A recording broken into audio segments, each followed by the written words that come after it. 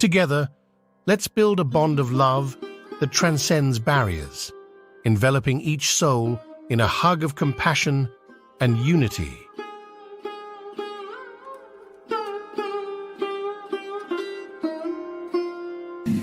This youth and truth, how it came about and why, is in the last 37 years, wherever I go, this has been a constant refrain that thousands of people keep telling me the same thing. Sadhguru, when I was 20, where were you? You came when I'm 60, and what is the use now? You should have come when I was 20, I would have lived a completely different life. This has been a constant refrain by thousands of people. So I thought I will step out and meet all those people who are below 25 years of age in this country and also in the rest of the world, so that they don't complain later on. What we call as life is just a certain combination of time and energy. Certain amount of life energy, certain amount of time. Most people do not pay attention to this. In Tamil language, are they Tamil people? Only two, huh? Okay. Oh.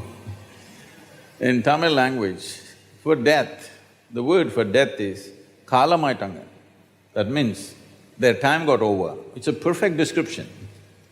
Just time gets over. As we sit here, our time is running out, isn't it? Hello? Is it not running out? It is ticking away.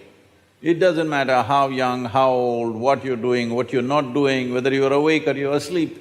For all of us, time is running out all the time. You can't roll it back, you can't stop it, it's just going away.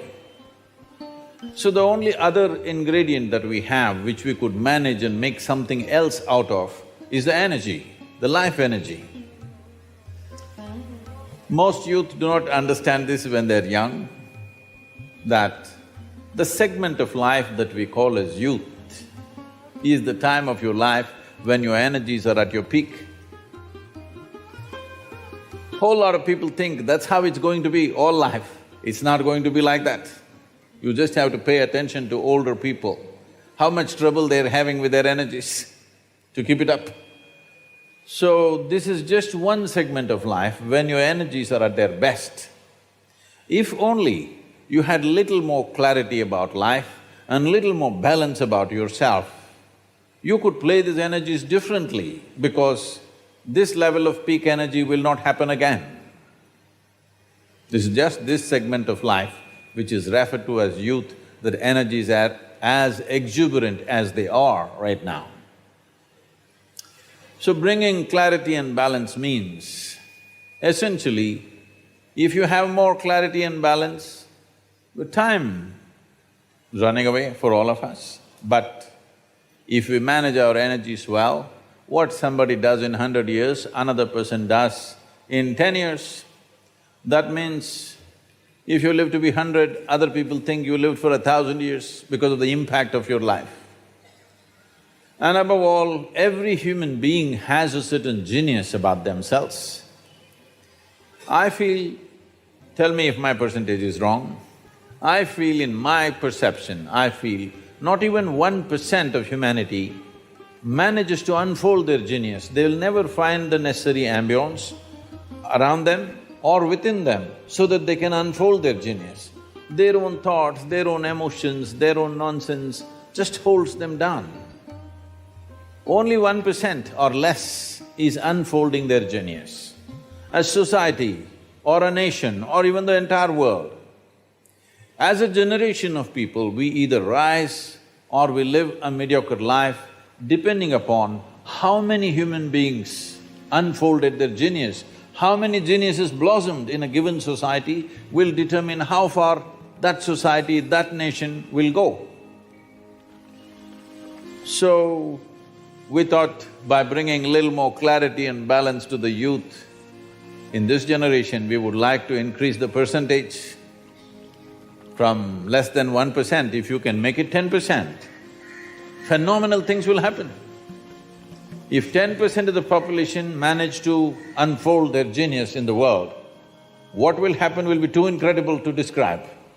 Right now, a minuscule is doing this, rest of the humanity is largely a drag.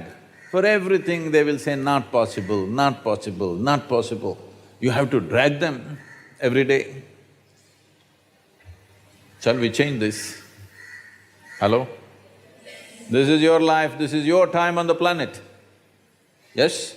As a generation of people, this is our time on the planet. I want to make sure our time on the planet is the best time ever till now. Are you with me? Yes. Oh. I want to see some more life with a yes? Yes. Okay, please. With your permission, Sadhguru, we'll begin with our question-answer session. My first question is, how do we become more inclusive of diversity in the society? For instance, the northeast of India, if you see, it's completely ignored. It's a fragment, it's been pushed out of this country. I mean, a lot of people, they don't even know what the 7 states of Northeast are, or how the people are, or what their identity is. So how can we, as the youth, or all of us, change this? How do we become more inclusive? Because if you see, ignorance eventually leads to intolerance and communal problems and violence. So how do we become more inclusive of diversity today? Can I tell you a joke? Are you okay? Can I? Some of you because some of you are looking so serious, I'm seeking permission. Joshua Goldberg was a Vietnam veteran in America, in New York City. One day, he ordered for pizza, and a Chinese boy came to deliver the pizza. He took the pizza, paid him the money, and punched him in the face. So the boy fell down backwards. Then he got up with a bloody nose and he said, "Why did you do that?" He said, "That's for Vietnam." He said, "I am not Vietnamese, I'm Chinese." So Joshua Goldberg said, "Chinese, Vietnamese, Japanese, they're all same to me." So the boy gathered himself and went. Later on, after having eaten his pizza, he was taking his bull mastiff for a walk. There's a law in New York City, if your dog poops, you have to pick it up. So his dog pooped on the street, he bent down to pick it up. The Chinese boy came from behind and kicked him in his backside. So he went down, face down on the dog poop. Then he got up and asked, "You idiot, why did you do this to me?" The boy said, "That's for Titanic." Said, "You idiot, what do I have to do with Titanic?" Goldberg, Spielberg, iceberg, they're all same to me.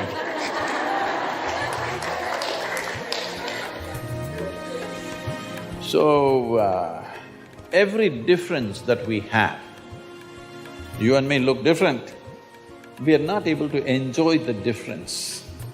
We make every difference into a discriminatory process. Unfortunately, this has become the way of the world. Race, religion, nationality, ethnicity, you name it. If there's nothing else, we'll find something which doesn't exist. Goldsmith, blacksmith, all kinds of distinctions, endless. What is the solution? See, when we sit here, this is my body, that's your body. No way to mix these two things up. That is yours, this is mine. That's one kind, this is another kind. This is my mind, that's your mind. No way to mix it up. This is one kind, that's another kind. If you're identified only with your body, you will naturally always look at me as something different. If you're identified with your thought process, you'll always see me as something very different. But there is no such thing as my life and your life. This life is same. This body can never be the same. This mind will never be the same, but this is a living cosmos. I captured this much life, you captured that much life, that's all. It's like, did you girls blow soap bubbles when you were younger or you still do? You still blowing bubbles? Now, if you blew your bubble came this big, my bubble came this big. Oh, big bubble, small bubble, but poop, it went. Now we are not saying this is my air, this is your air, isn't it? Yes or no? Fundamental life process, the identity with fundamental life process has not happened. We've gotten identified with the surface. The moment you identified with your body, you're a female, I'm a male. Gender is acting like two separate species in the world right now. Yes? Gender, badly people need each other. In spite of that, they're acting like they're separate species. Every small thing that is said, boom, it blows up because we are too much identified either with our body or with our thought process, our beliefs, ideologies. What we need is a deeper identity. Can I take a couple of minutes? In yoga, we look at human mind as 16 parts. We can make this into 4 categories. These 4 dimensions of mind are referred to as buddhi, ahankara, manas and chitta. Buddhi means the intellect. Your intellect, do you want it sharp or dull? You must choose right now, I'm going to bless you. Sharp. So it's a cutting instrument. It's like a knife. Knife should be used for certain things only.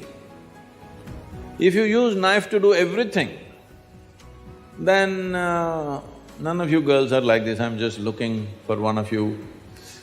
If you suppose use a knife to stitch a cloth, it'll be in tatters. Sometimes I'm wondering these days, your denims, maybe you're using a knife to stitch. And not you, you're good.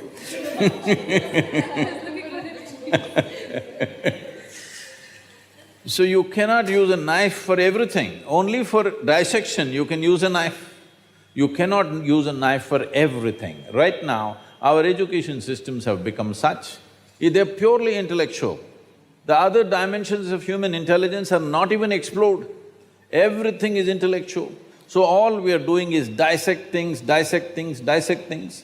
With this we will know certain things. Suppose I really want to know you, shall I dissect you? If I dissect you, I will know the condition of your heart, liver, kidney, spleen, everything, but you will be gone. Maybe by embracing you I may know you, but by dissecting you I will not know you, isn't it?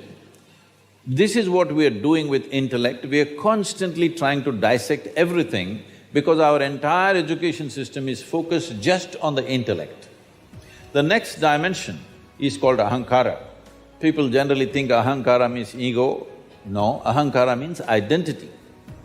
Depending upon what you're identified with, accordingly your intellect will function that way. Today tell yourself, I'm a woman, I'm a woman, I'm a woman. You will see your intellect functions just for that. You tell yourself, I'm Indian, Indian, it will work just for that. Yes or no?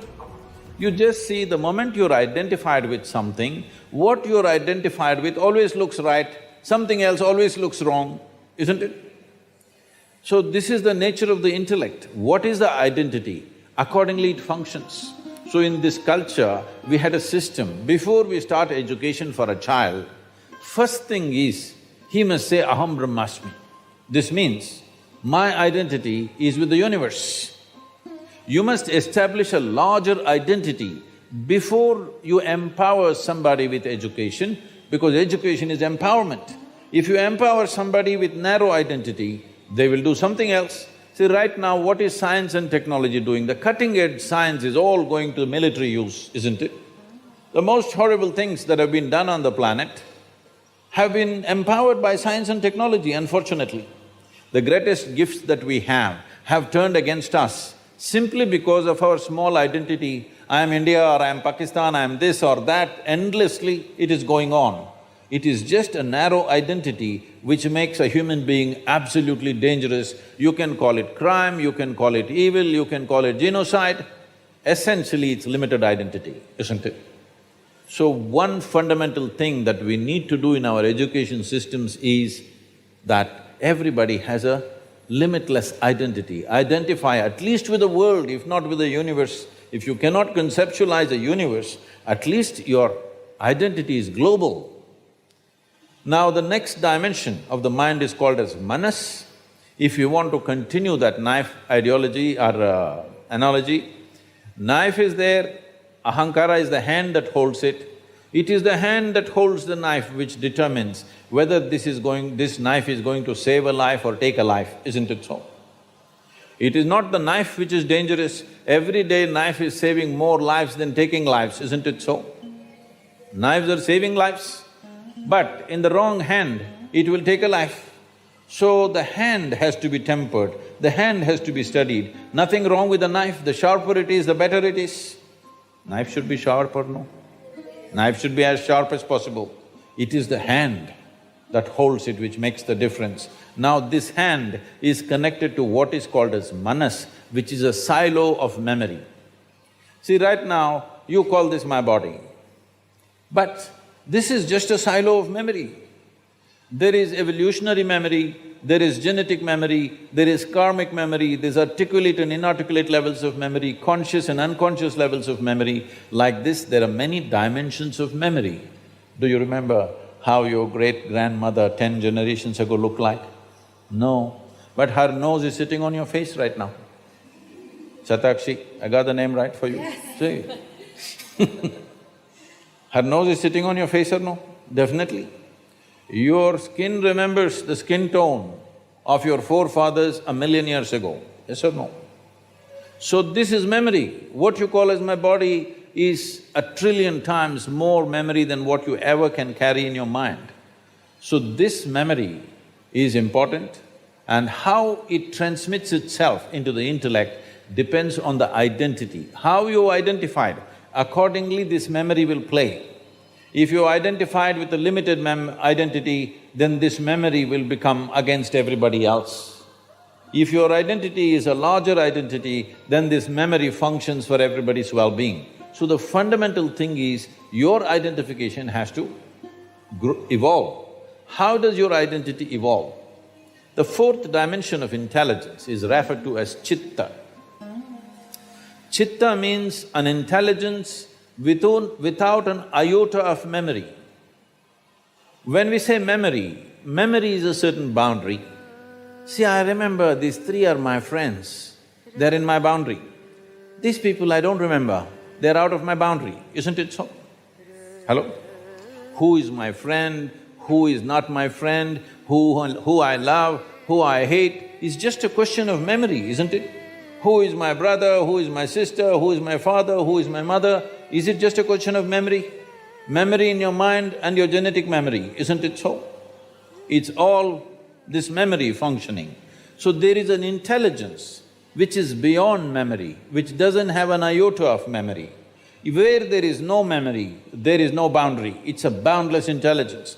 This is a living cosmos which is intelligent. It is a living intelligence of its own. Now, this dimension of intelligence also exists within us. The moment you touch this dimension of intelligence, all your limited identities will collapse. And in the yogic culture, in a very mischievous way, it is said, you must understand this in the right context, because you're looking serious, it scares me, huh? Hello? Do something to show me you're not so serious people. Because, see, suppose somebody comes and tells you, my grandmother is serious, how do you understand? She's on the way out. That's what it means if you're serious. So in the yogic culture it is said, if you touch your chitta, if you touch an intelligence beyond memory, they say, God will become your slave. Whatever you wish, it just happens for you, because you're not stuck in the framework of memory anymore, your intelligence. So, if we want an unprejudiced world, genuinely unprejudiced world, because today people who call themselves, people who seem to be fighting all the time for somebody, they are highly prejudiced too, in a different way, in a reverse way. This is not going to help. Pushing one injustice against another injustice is not an answer. It is not an answer for the well-being of this world. It is important that your experience of life is beyond the limitations of the boundaries of your memory, which means your body, your mind, your intellect. Beyond that, you have an experience. If your experience of life transcends the limitations of your physical nature, then we use this most corrupted word rather, a highly corrupted word called spirituality. This is what spirituality means. Spirituality doesn't mean looking up, looking down, going to heaven, no. Spiritual process means your experience of life has crossed the limitations of your physical nature. It's only because of physical body there is a clear-cut boundary between you and me, isn't it? Yes or no? Suppose you didn't have a body and I didn't have a body, we would be all over the place, isn't it? Yes or no? So, because of our identifications with physical forms, I am different, you're different. Now this difference slowly matures into discrimination. Sorry, did it answer your question?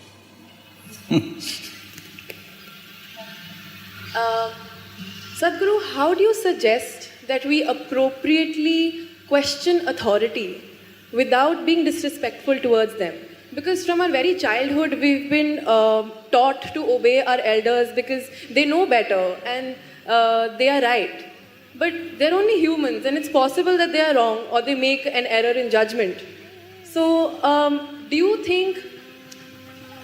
So, I'm not talking just in context of parents. It could be political leaders, scientists, experts. Me also, me.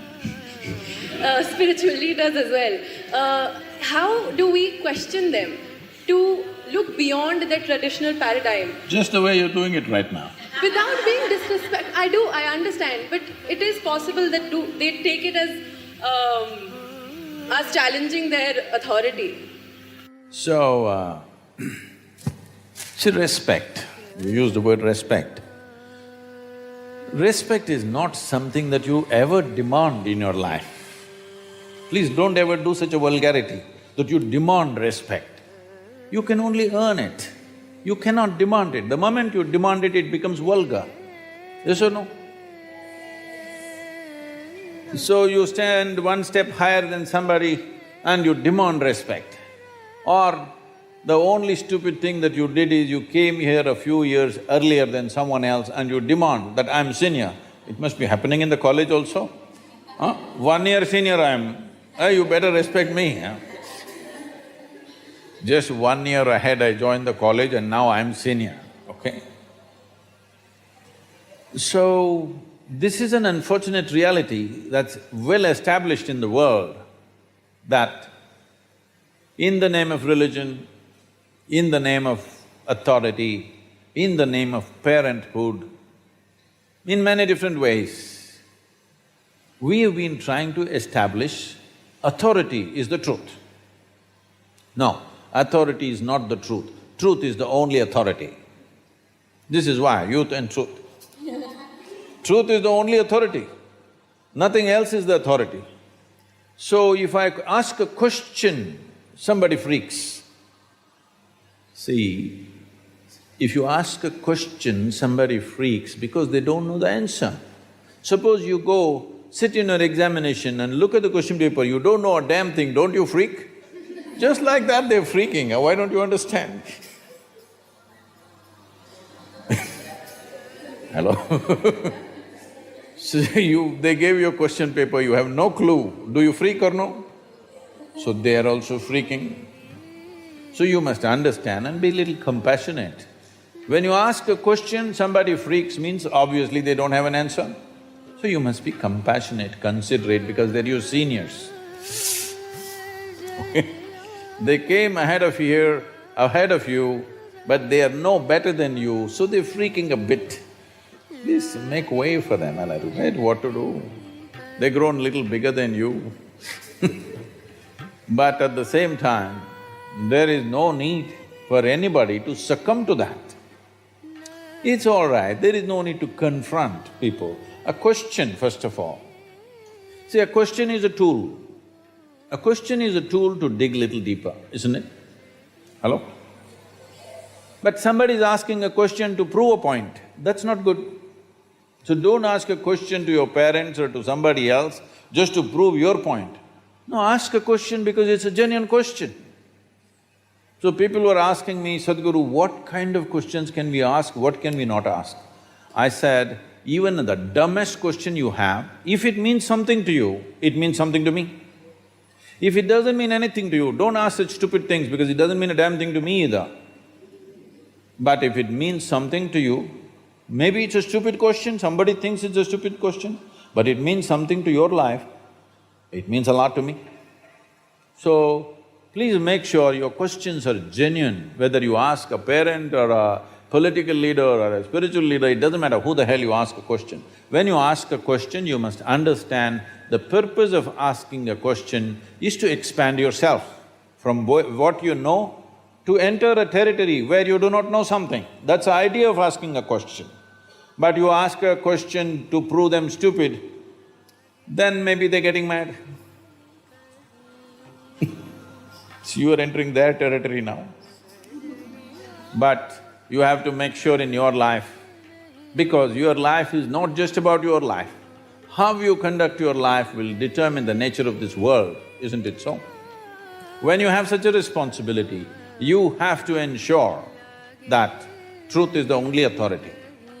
Authority is not the truth. It doesn't matter whether it's parents or teachers or spiritual teachers, political leaders, or God himself came down and he said something stupid. You must be able to question him. That is the nature of this culture. See, even when those entities which we considered divine came, in India all we did is ask questions, endless questions. When Shiva came, his wife Parvati freaks him with 1,000,000 questions. When Krishna came, Arjuna asked 1,000 questions, questions and questions and questions. I must tell you this.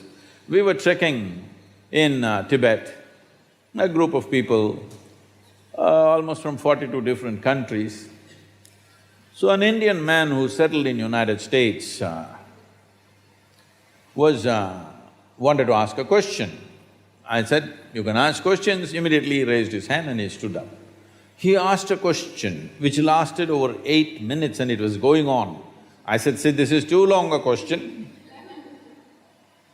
Then I told others, because they were all looking like this, because they're from different nations, they can't understand this question. I said, see, this is a very Indian question. Question inside a question, inside a question, inside a question, inside a question. Indians are experts in this because they have 15,000 years of culture, they've crafted questions like this. It doesn't matter Shiva comes, Krishna comes, they want to bowl a googly to him. That's the whole intent. So I said, see, this is an Indian question, and I tried to explain to them what is an Indian mind and why it asks such questions. So much of culture. Then one Chinese lady says, Sadhguru, I was working at the United Nations, even there only Indians ask questions.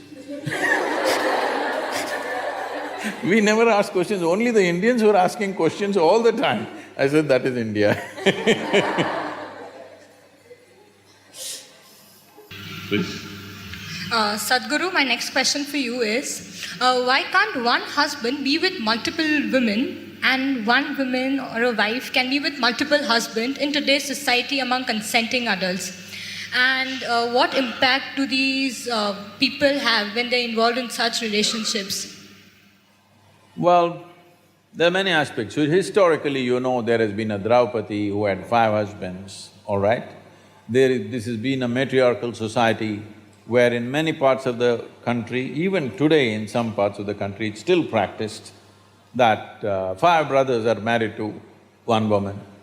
These things were done at a certain time when the social situations were such. Or men were married to more than 1 woman, This was mainly because men died more often than women. Today, both men and women are outside, both may get killed, that's different. But at that time, largely women stayed home because she was continuously pregnant. From the age of 14 to 45, 50, she's almost all the time either she's pregnant or she has a young child. This is how life used to be. So because of that, she stayed home and she took care of the property and the agriculture and stuff. Man went out to do business or for war or something else, he went out. So men always died more often. So generally, in most societies in the past, the number of men was much less than the number of women, always. This has been the state all across the world. So naturally, when so many women were there, they needed care and they needed support in the society, and those days a woman could not exist by herself. Unless she's protected by a male partner, it would be very difficult for her to exist by herself because she would be exploited in so many different ways. So always they attached themselves. So naturally a man ended up having 2, 3 women because the population ratio was like that. But now largely it's leveled out.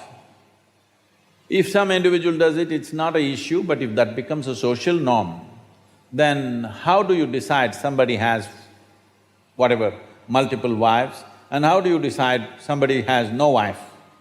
This will become a social, collision, it'll become lot of problems in the society because we may act civilized. I'm very particular, I'm very clear about saying we act civilized, but when we are denied basic things that we need, all our civilization evaporates and we will behave like animals. Yes or no? So, when fundamentals are denied, people will go flashing. So, that's not going to work in today's world. And above all, the woman's condition will become very bad. Those days there was no dearth, if you had land, it was okay. You had 5 wives, it doesn't matter. You had 25 acres, it was good enough, everybody ate well and that's about it. But today our requirements are not just about eating, it's about many things. So that kind of thing will lead to lot of complicated situations in the society. It's better to stick one-on-one and anyway, forever people have been doing their own things beyond the legal relationships. Things have been happening in the societies. That involves a certain risk. Somebody who is willing to take that risk, that's for them. But others will live within the legal format. It's a balanced society. If you're asking this question in a more existential way, you must take enormous care about the water because it's 72% and it has tremendous memory. Immediately when it comes in the tap, if you take it and immediately drink it, it will work as poison in your system. The air gets affected just by the sounds and the intentions and the emotions. Get some sun on your body every day because sunlight is still pure.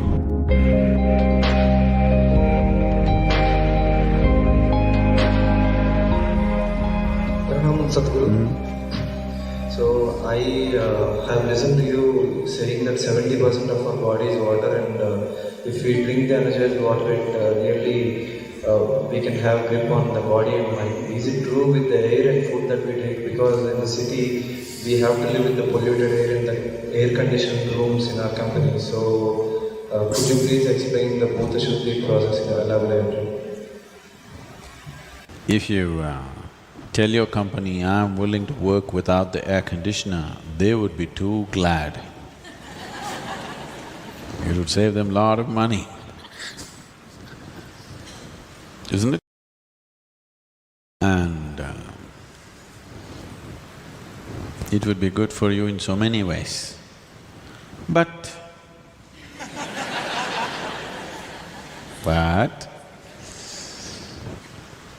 now, the city is not in that kind of condition where if you open your window, breeze will not come, smoke will come, smell will come, dust will come. So, It's good, convenient. But you don't have to sit here 24 hours only for work.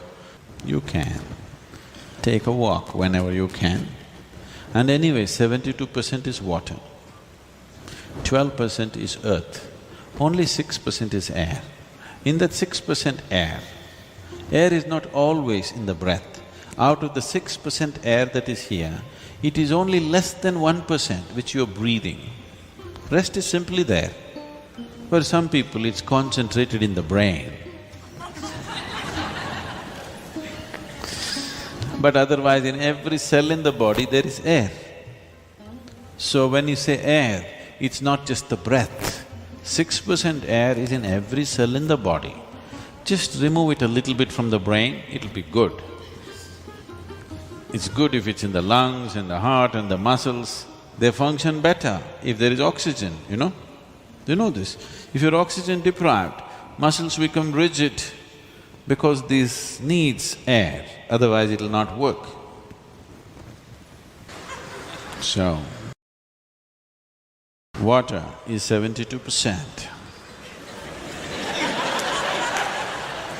So maximum care should be taken about the water because it's 72%. If you are going to an examination, suppose it is like this, let's say you're going for physics examination. You have water, earth, this, that, but just the water subject is for 72 marks. Naturally you spend more time reading about water, isn't it? Studying water, yes or no? Air is only 6%, you may not study because you are okay with 94. Water you must study because it's 72%. You must take enormous care about the water because it's 72%. And it has tremendous memory. If I open this water, even without opening, if I say something to this water, it remembers. There has been lot of experiments in this direction. So, if you take this water from wherever the waterworks is and pump it to your house, let's say it went through 50 bends, pumped forcefully with a certain force, which naturally is done, and you are living on 12th floor of the apartment, so further forced up.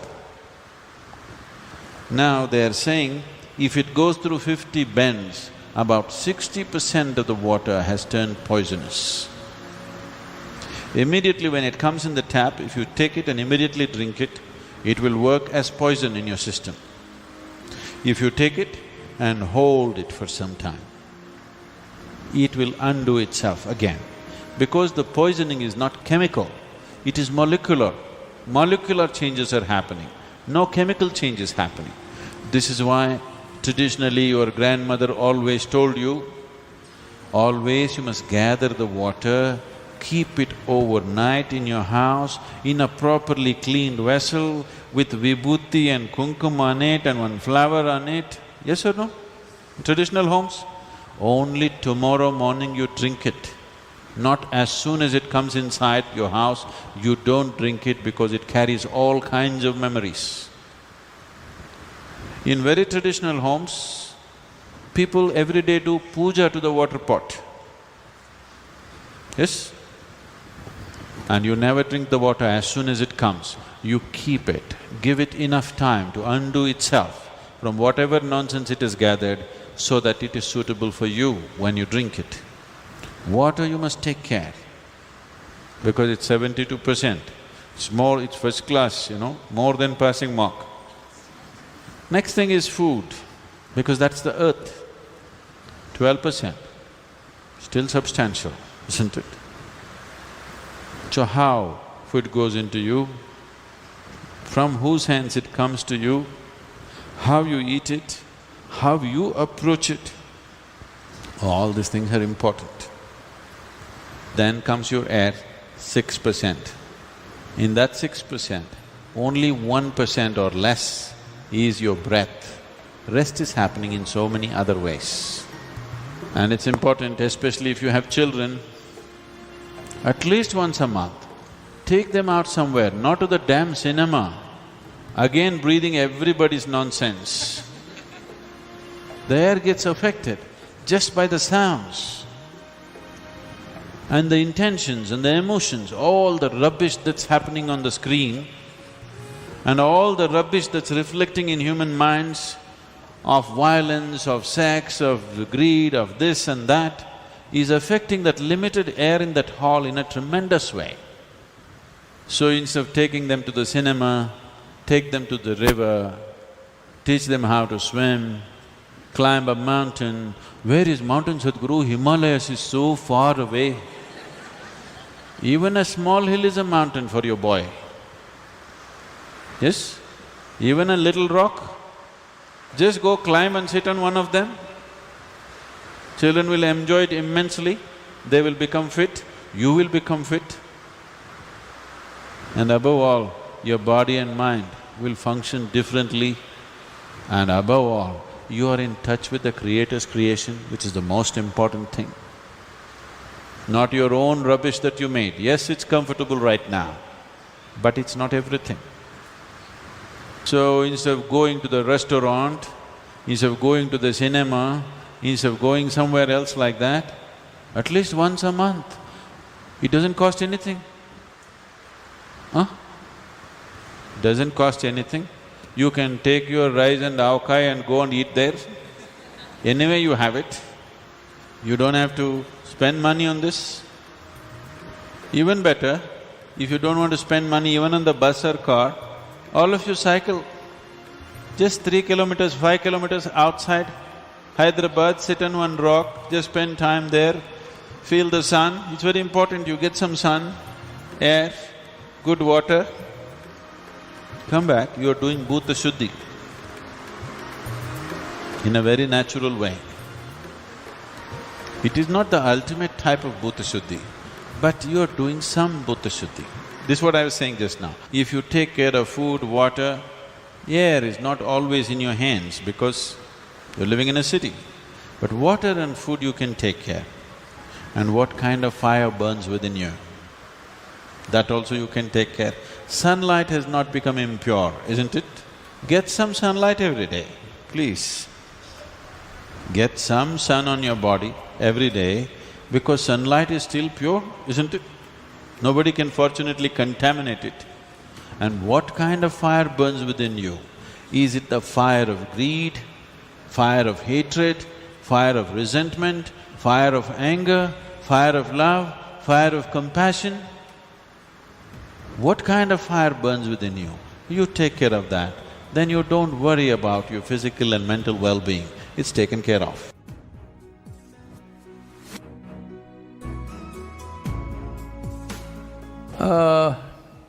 They were not particularly obese or something, but little, trying to imitate the planet. Not by being on a spin, in form, I mean. So I said, as a generation of people, look at your condition. If I had come to Chennai 50 years ago or 100 years ago, in what physical form people would be, in what level of physical fitness they would be, ordinary people I'm talking about. I'm not talking about gymnasts, sports persons, not those kind of people, ordinary people on the street. Or even now, in what kind of physical strength and condition people are in rural India, for example. I said, see, suppose it so happened, you were walking on the street and you saw a tiger, a wild tiger, hungry one. How many of you can at least climb a tree? And this is a spectacular show, a tiger on a Chennai street. This is not a everyday happening, it is something you must enjoy. But how many of you can climb a tree, which is the trunk of it, usually the city trees, what is on the avenues and stuff, is not more than 8 to 12 feet. How many of you can climb this 8 to 12 feet and sit on a branch and enjoy the wildlife view? No. Only those guys who are doing the menial jobs, the guy who is sweeping the street, maybe he will go sit on the tree and watch how wonderful a breakfast you are. Why have we become like this? It's not that tiger is… where is the tiger going to come? That's not the point. Why are you in this condition that you cannot do anything physically anymore? All you can go to office and come back. Those things are also necessary in today's world, but is it not important that you're in some way physically competent? Physical competence is a reflection of your physiological strength. And your physiological strength in many ways is the foundation for your psychological balance. It is no more in question. Your physiological strength is the foundation for your psychological balance in many, many ways. We've always been saying this, the yogic sciences, but people have been laughing at it because everything is keyhole. People say brain is a separate study. That's why yesterday I confessed with all the neuro experts, see, I don't have a brain. At least most of the time it's not working. I keep it off.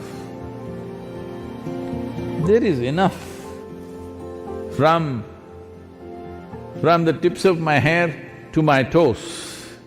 There are enough cells with enough memory and intelligence, they will do my life. I have disciplined them nicely. They will do my life the way I want. Because a large part of day-to-day work and day-to-day functioning is just a repeat work. All you need is a clerk. You don't need a super brilliant person to do all these things. So I've trained them and they do their work. I don't have to think how to eat, how to sit, how to stand, how to breathe, nonsense. It just happens by itself. Because a very stable and effervescent physiological condition is very, very important to have a certain level of psychological freedom. Otherwise, every little thing you do, you have to think. Once you think, inevitably you're confused about every damn thing that you do. Now, you're talking about because of virus you ate too much. This is not because of virus you're eating too much. This is a kind of a compensatory activity that, you will see this in the cinema theaters and everything. If you have nothing to do, never before in the history of humanity was food simply available like this all the time. It's a wrong thing that everywhere you walk there is food. It should not be. I see some of the corporations in America are organizing like this. Food and toilet should always be within whatever 50 feet or 100 feet, something they've fixed, 50 feet I think.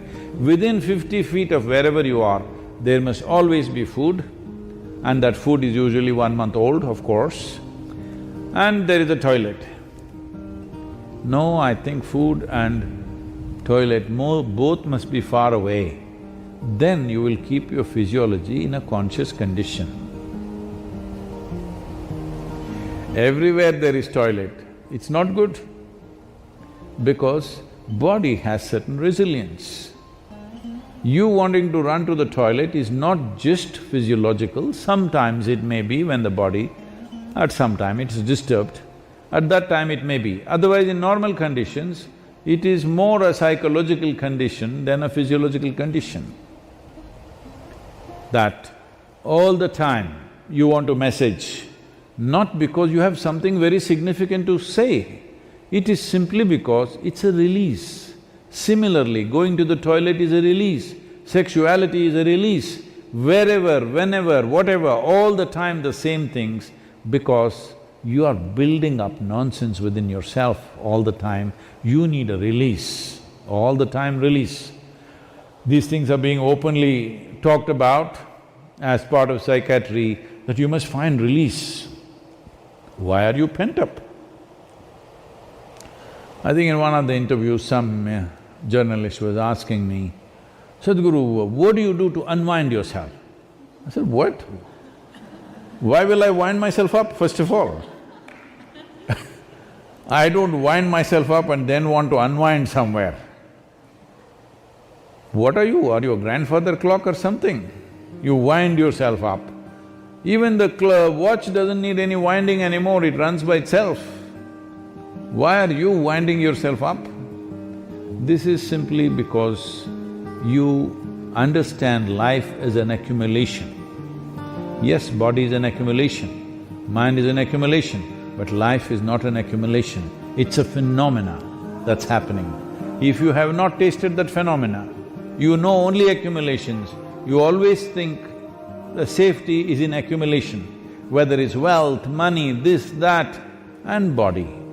But at least your money you can keep it in the bank, though it may be heavy in your mind. But if you accumulate too much body, you have to carry it around every moment of your life. And in the world today,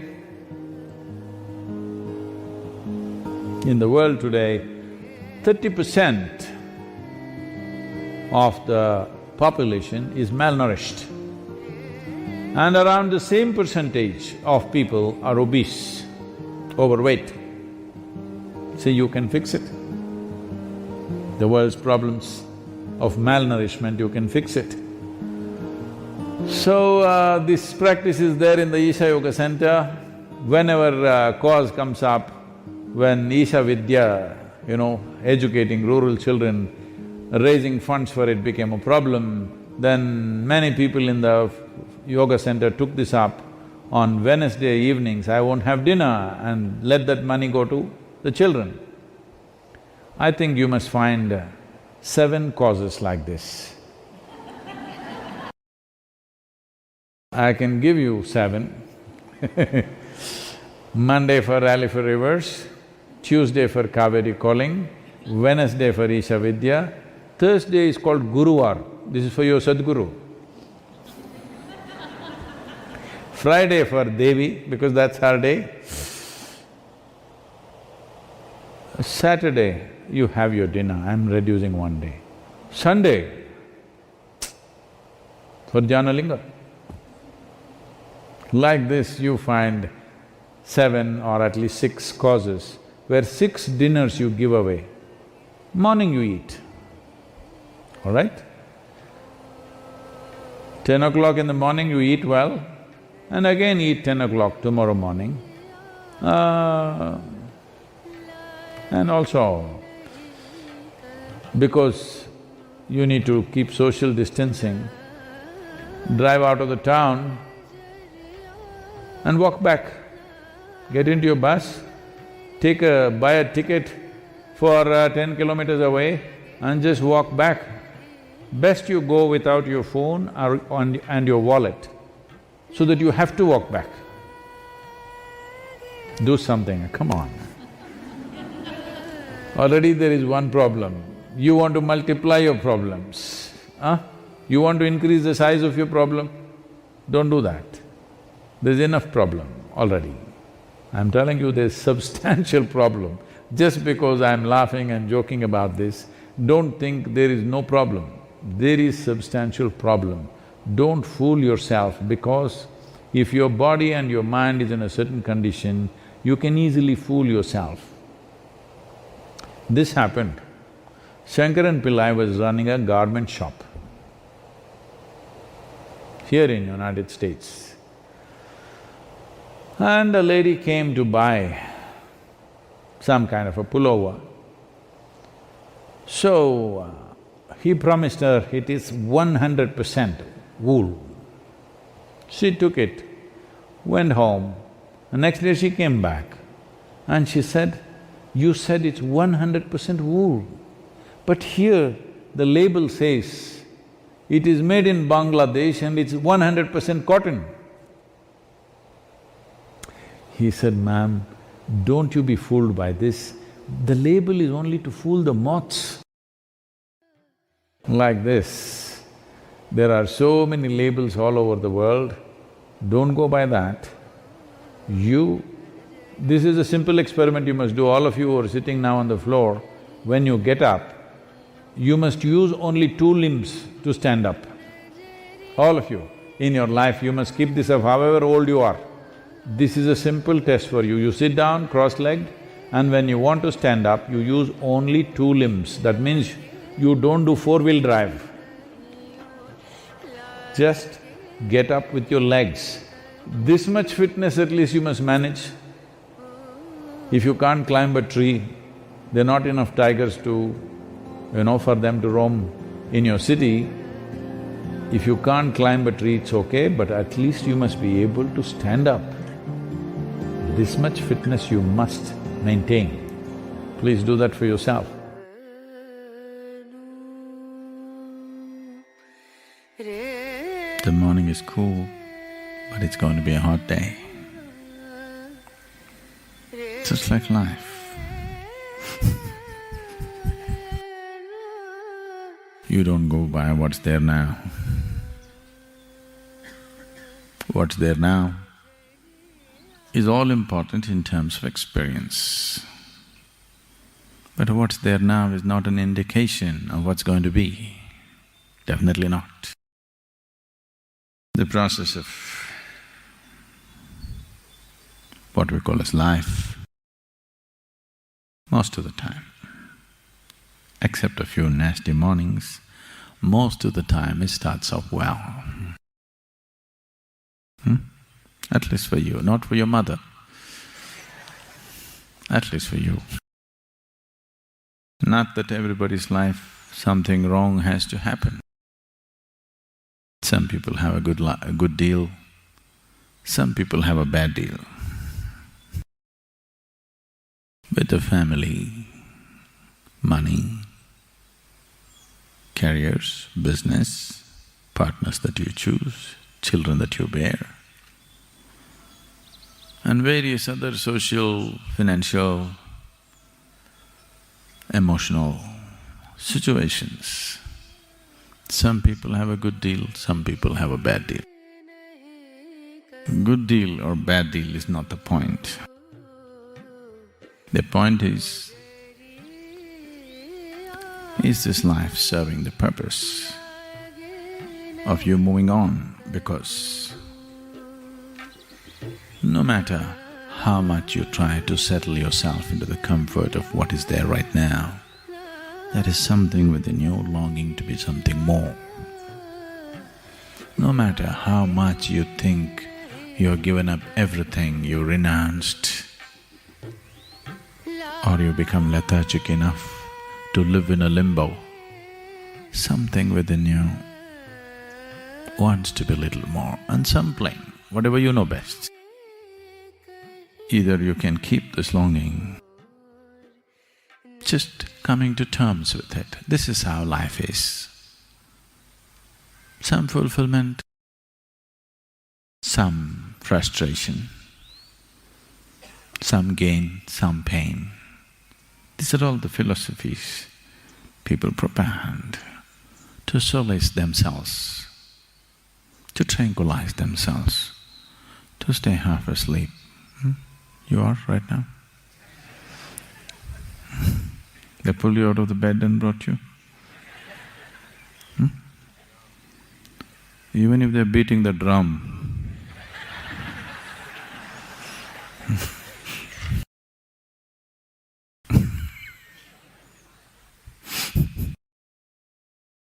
are you fully alive? I want to hear some lively sound.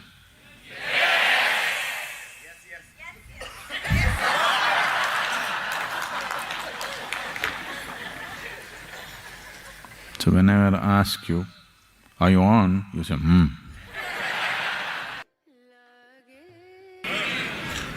That's better. So,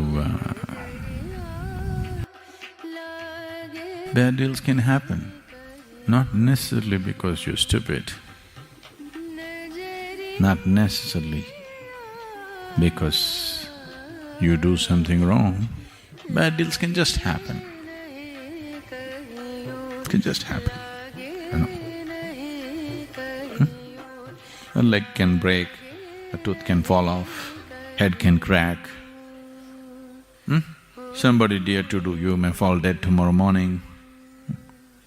Bad deals can happen just like that, not because of a mistake, not because of something, it can just happen. It's happening to somebody every day. Every day, somebody is having a bad deal, isn't it so? Even if you try to do something very good, even then bad deals can happen.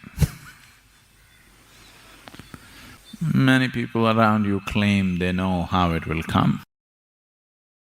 They wrote it on a paper, they gave you that horoscope. That horoscope which told you that this was the right man to marry.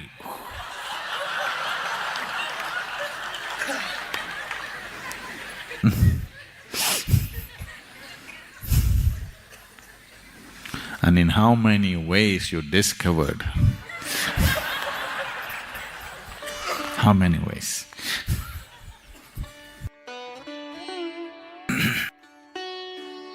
Lots of claims about life,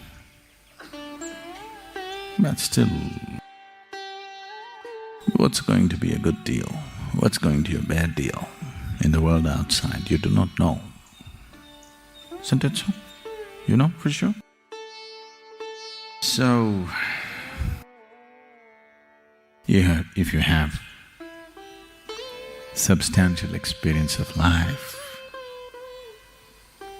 when I say substantial, for most of us one is not enough.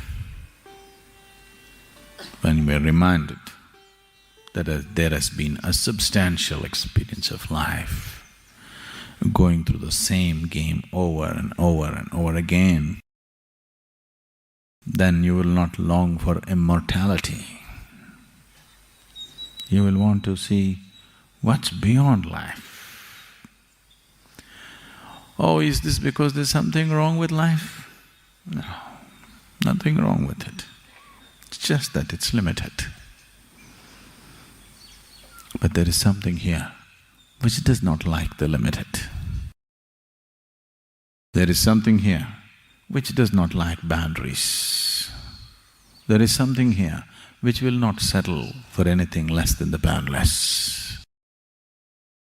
In the evolutionary process, you can see from a single-celled animal to all that has happened now, from that single-celled animal to who you are right now. All that's been happening is to somehow bring a larger slice of life into your experience.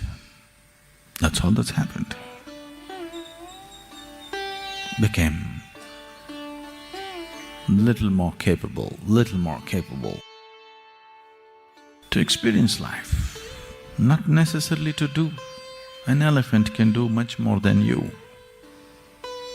when it comes to physical activity. But that's not the point. Little more capable to experience life. Because what is there now is somehow not enough. Pacifist philosophies have been taught to us to make you sleep where you are. Be content with what you have. But it's not worked. See? Early morning bad deal. Somebody's having a bad deal. See? Somebody's sure having a bad deal. Lost your child, lost your mommy. It's not a small bad deal, it's a big bad deal. But how we experience the process of life is now, for the first time as a human being, it's in our hands. Never before it was in our hands. In the process of evolution, all these millions of life forms that this might have gone through, in none of those forms we had the freedom to choose our experience. Even now, we don't have absolute choice to choose our situations. But we have been given the freedom to choose our experience. Whatever kind of deal, the inner deal, we can strike a good deal, a fabulous deal, whatever may be the outside deal. This one huge step of consciousness sets a human being apart. No other animal is able to determine the nature of his experience. The outside situations are good, they're fine. If they're not good, they're gone. But this one is capable of having an inner situation the way he wants it, no matter what may be happening around him. This ability, once this ability has come, if you exercise the choice of being conscious, it's a benediction. If you do not, it is magnified misery compared to any other creature on the planet. No other creature on this planet suffers the way a human being suffers, isn't it so?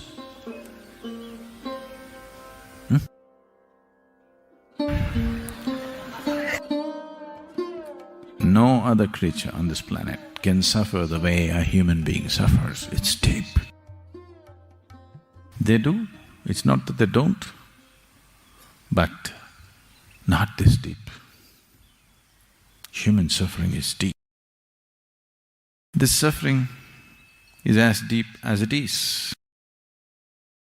Not because life is suffering. A lot of people have come to this. So if life becomes very sweet and beautiful within you, the experience of life, the more blissful it becomes, more the longing for transcendence. People are always thinking, the suffering will seek. No. Those who are suffering, if you dangle a little bit of pleasure here, they will run after that. It's only one who is absolutely blissful, who will go straight in the path because nothing bothers him, nothing interests him. He's already in the most pleasant way a human being can be. Now he wants to go beyond, nothing else. Somebody who is suffering today, they say today, Sadhguru, I want mukti. Their idea of mukti is freedom from suffering? No. Mukti is not freedom from suffering. You cannot even seek liberation if you are in some state of suffering. If you are suffering, all you will see, all you will seek is the sweetness of pleasure and happiness, nothing more. Because people went on talking about or lived their life and made their lives an absolute suffering, that is why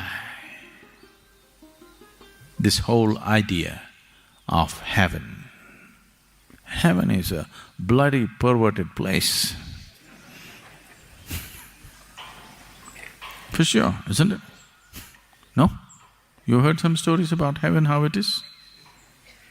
You have or no? It's a bloody perverted place, there's no question about it. No sensible human being would ever want to go there. But the whole world, at least a large part of the world, is aspiring to go there. That's their idea of ultimate, unfortunately. exaggerated quantities of pleasure. You should try it here, you'll get sick of it in no time. Because always it's been rationed. Pleasure has always been rationed to people. They think larger quantities is going to be better. Have a large quantity of pleasure and see, you will get sick of it. Because pleasure is just a poor substitute for joy and blissfulness. And this whole game of good deal, bad deal goes beyond life. Hell and heaven is just good deal and bad deal. Even when the deal is good, you can still suffer, isn't it so? Are you not capable?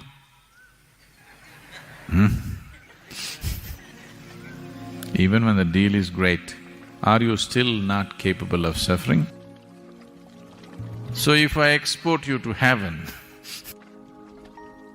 who told you this is not? Who told you this is not heaven? How do you know? Is there any guarantee for you that planet Earth is not heaven? Do you know? Maybe you went through all that hard, bloody world somewhere and now you're in heaven. See, even the women are beautiful.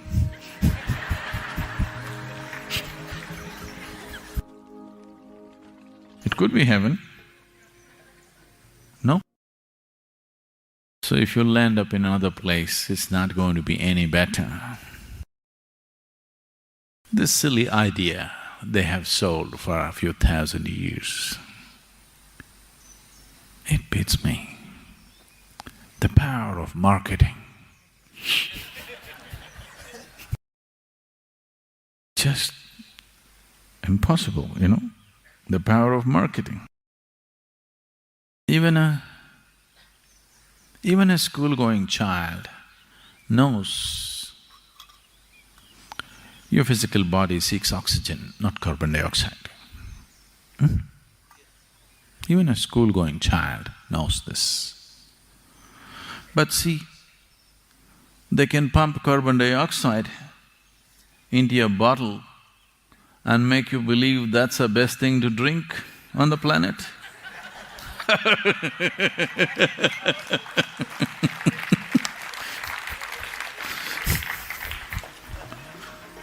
Power of marketing. Real thing. It is only the Indian farmers who found out the real purpose of these drinks, because they started using it on the plants. Plants like carbon dioxide. It's only the Indian farmers, the Andhra Pradesh farmers, who did the right thing with the real thing. They sprayed it on the plants and they found it works. So, what can be sold to you if the marketing machinery is strong enough? Just anything can be sold to you. And too much junk has been sold to you, all kinds of junk. All kinds of junk. The general description of the heaven is such that I wouldn't want to go there. You want to? Even if it's real, still it's not an attractive place to go. Many of you married 12 wives, you want?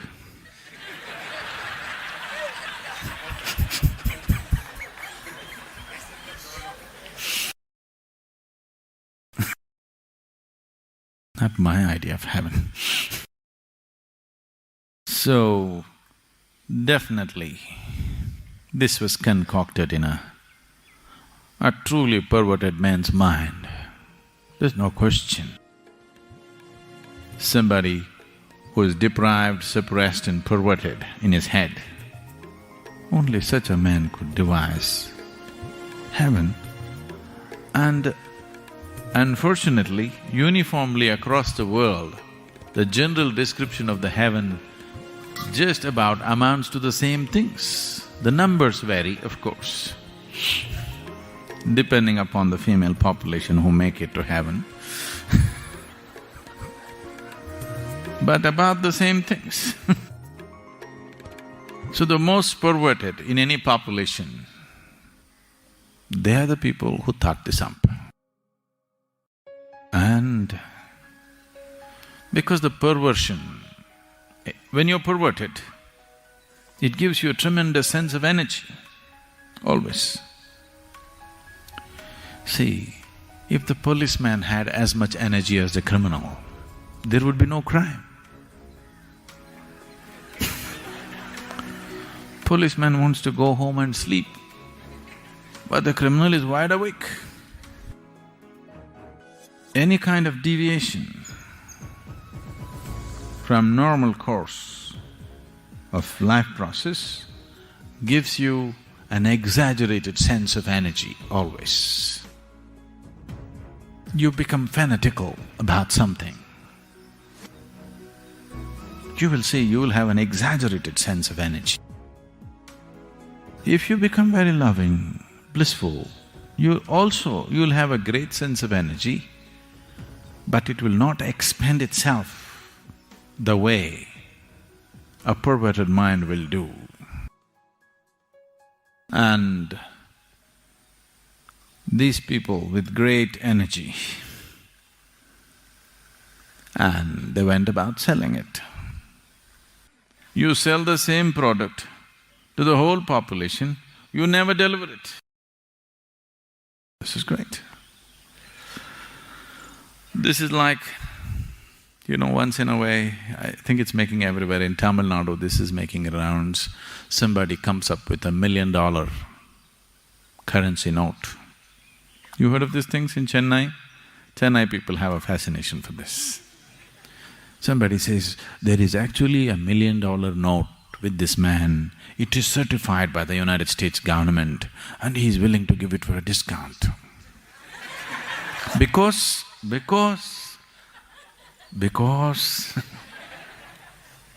he's going to give away $1 million for just 50,000 rupees. Because he loves you. And above all, he doesn't care for money. He just needs only 50,000. He does not need $1 million. Plus he's in a hurry. His wife died yesterday. Today he has to cremate. Some fabulous story. And if you pant $1 million, nothing, no great loss will happen, you'll just lose 50,000, that's all. After all, you must take that much risk in life, isn't it?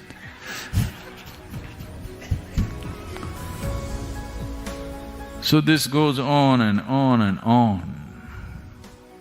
The same product, sold again and again and again.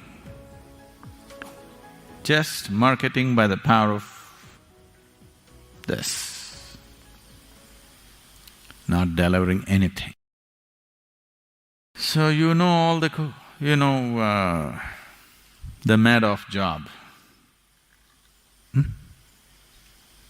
You don't know the Madoff job? No? Oh. I won't go into the financial con jobs of recent times. A simple thing, keep a cycle going. As long as the cycle is going on, great businesses can be run without doing anything as such. Collect money from 100 people, only 10 people are due to be paid today. Pay these 10 people, what's the problem?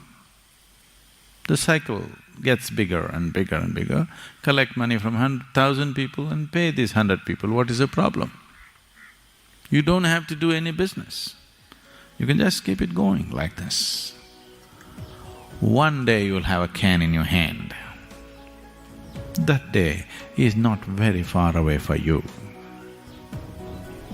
When death confronts you, you will see your can is empty. Nothing. Empty stories, all will evaporate. All stories, all gossip, all rumors that you heard about hell and heaven and God sitting there and welcoming you, all the damn stories will evaporate if death confronts you. You will be freaky shit scared. No? Because this is just a convenience.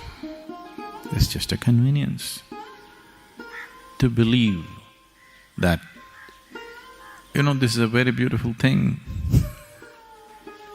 All the Hindus go straight to heaven. If anybody dies, we never say he died, we say he reached heaven. Yes? This is because everybody makes it to heaven because that's just another place like this. So, here we never considered going to heaven as a big thing. We said if you become free from the process of heaven and hell, only then it's a big thing. Going to heaven is not a big thing. If you're born in India, you go straight to heaven.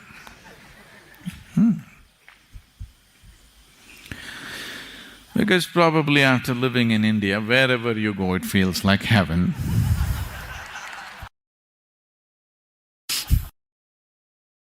A lot of people are living in such conditions that wherever you send them, they'll think it's heaven. You're in the right place. If you want mukti, you may have to strive. But if you want to go to heaven, no problem. You're born in the right place, anyway you'll go to heaven. When you die, they'll print a card and say, he's reached heaven. It's printed. Have faith in the printed word.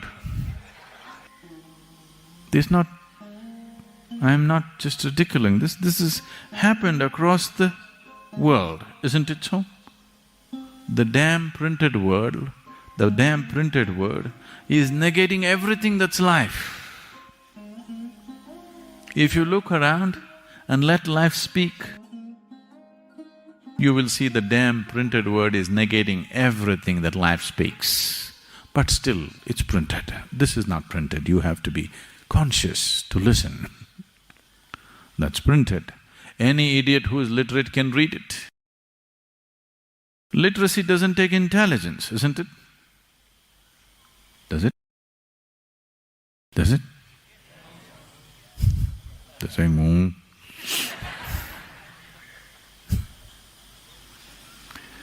Literacy doesn't take intelligence. If you're born in a certain society, you become literate, isn't it?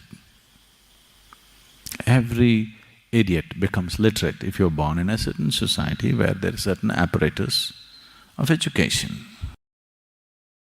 And every fool can read this stuff, the printed word, which somebody says is sacred. It goes against life, it doesn't matter. It makes people fearful, guilty and confused, it doesn't matter. Only because it's so great, it can confuse a great mind like you. Isn't it? No. Causing confusion is very easy. Bringing clarity is another world. Bringing clarity into people is another thing. Causing confusion is very, very easy. It can be done. You just go up to somebody, say, do you see the tree, how blue it is? Say, what? What, don't you see? It's blue and don't you see the pink fruits?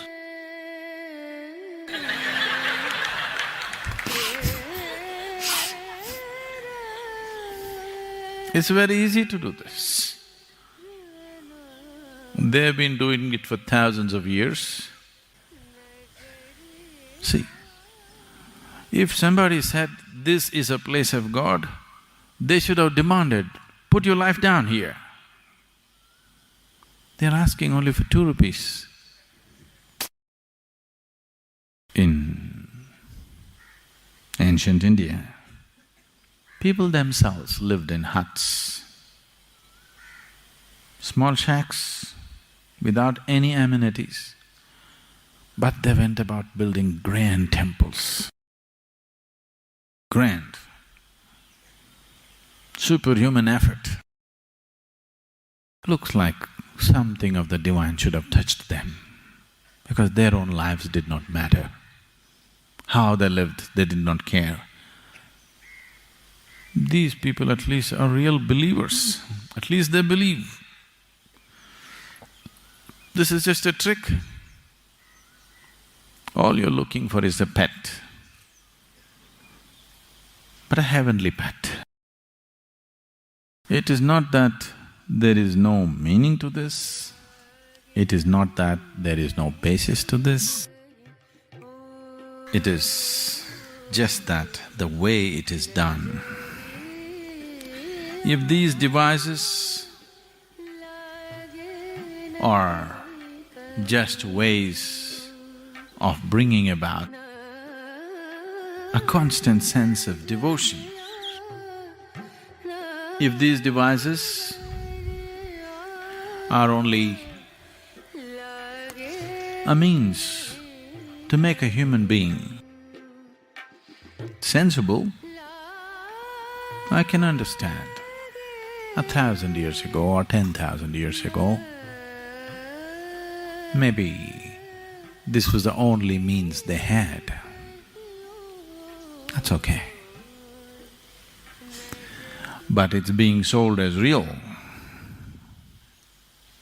not being presented as a device, then that becomes a problem. So what is this whole search? Sadhguru, I'm not feeling any great search within me. All I feel like right now is breakfast. Yes, but you know, you're not yet in heaven. This is Isha Yoga Center. People don't eat breakfast here.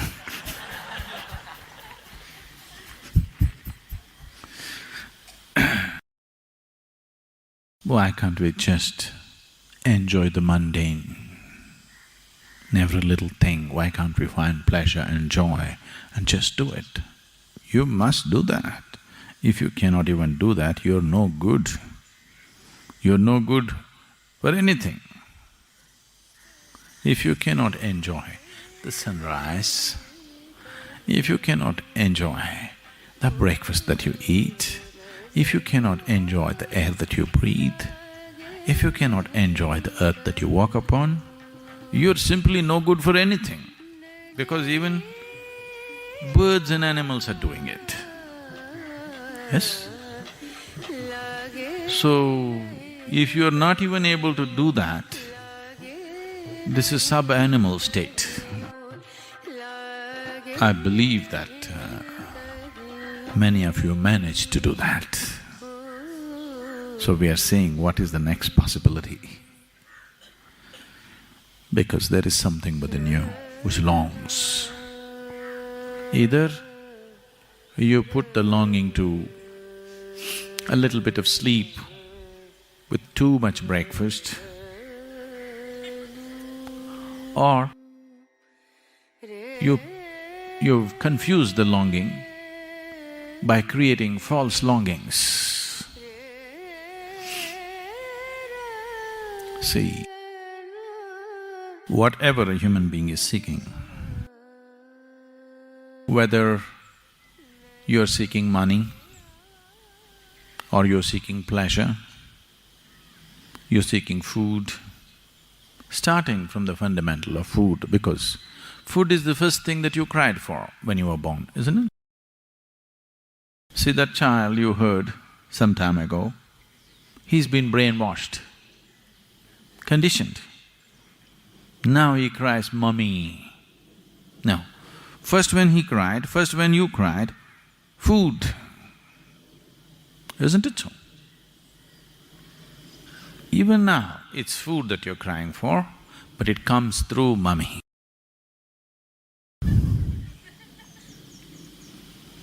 So starting from this fundamental longing for food, what is the longing for food? One thing is the physical hunger, nourishment, but beyond hunger also you're eating, isn't it? I can see. Food, ingestion, digestion, assimilation is a way of taking something which is not a part of you and making it a part of you. If it happens on the lowest level, we call it food. If it happens on the highest level, we call it yoga. Yoga means union. In between, there are many ways. Sexuality, ambition, this one, that one, a million other ways. But the longing is for unity. Somewhere there is a longing to include something and become little larger than who you are right now. Starts with that fundamental cry of a child just born, which is just basic about food, then various types of cries will happen along the way. All these cries are confusing the fundamental longing to include, the essential longing. Hello? The essential longing is to include. By eating, by possessing, by conquering. These are all the crude ways of doing it. But the same longing, singular longing, right through your life. Please see, from the moment you were born, you're still crying for the same thing. You want to include something more as a part of yourself. All I'm telling you is, don't go by installments. Nobody ever does it that way. You cannot count. I think we can do it. We have 2 full days. All of you can start counting right now. 1, 2, 3, 4. I'm sure by Sunday evening we would have reached infinite if we do it incessantly. No? 2 days, non-stop counting, 48 hours. I think we can make it. Or you are a problem.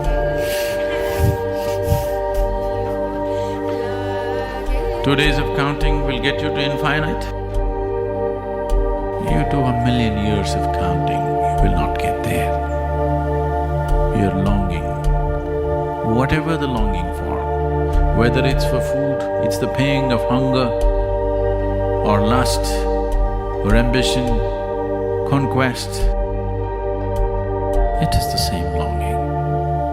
If you bring little more consciousness to this longing, you will see this is not what you're longing for.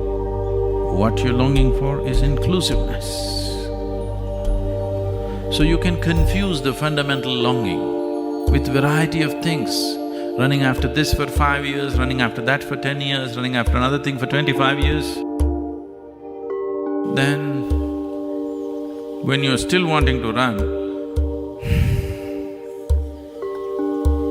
it's gone. A 94-year-old man in Kentucky. What's Kentucky? These are people who breed horses. A 94-year-old man who lived on a horse ranch all his life, whose whole life and work is with studs. At 94, he married his 6th wife, was only 18 years of age. You know, there's a large ranch.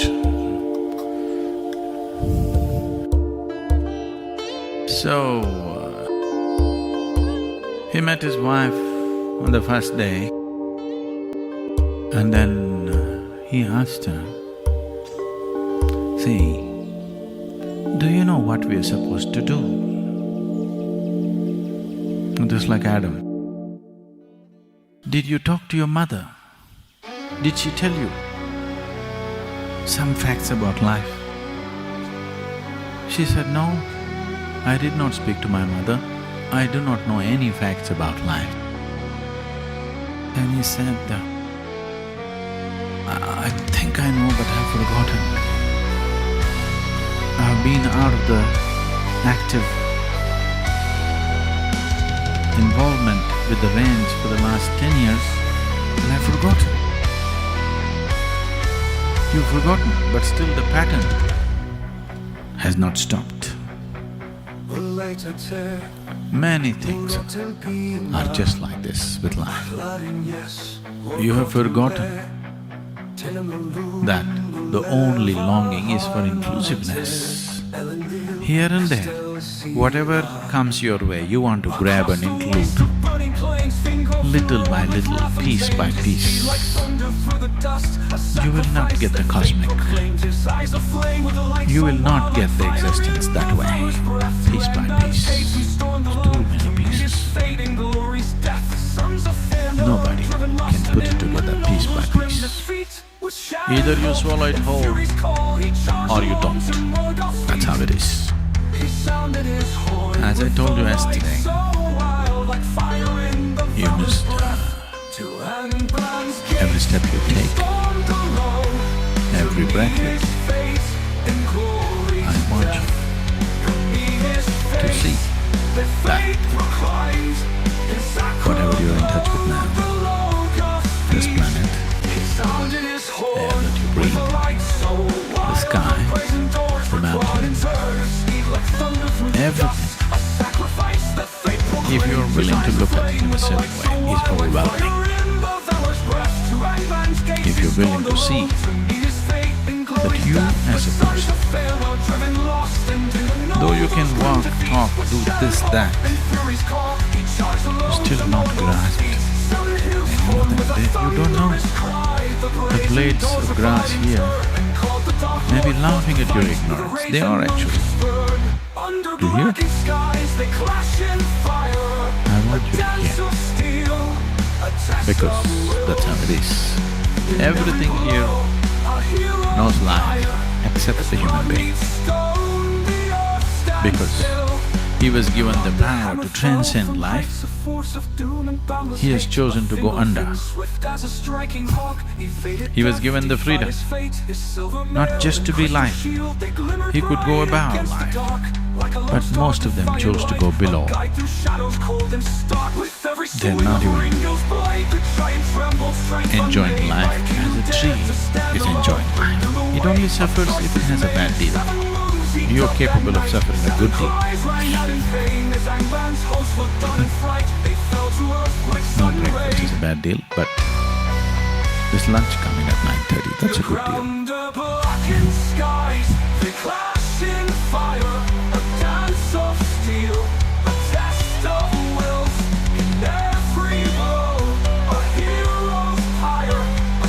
Until the next adventure, stay connected for more inspiring content, and don't forget to invite your friends to join us on this journey of learning and evolution.